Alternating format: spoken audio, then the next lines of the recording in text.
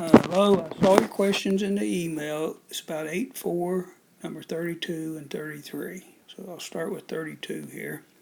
It starts out by saying, I broke it into parts here, 3 parts. If x varies directly as y and inversely with z.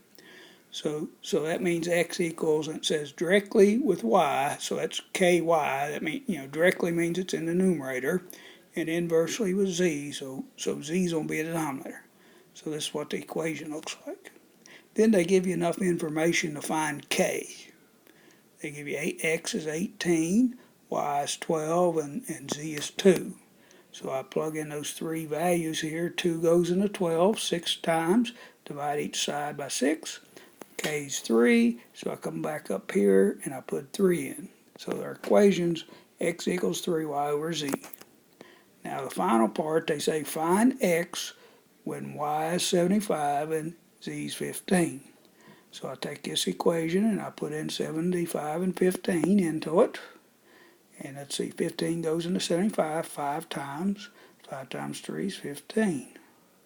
Hope this works.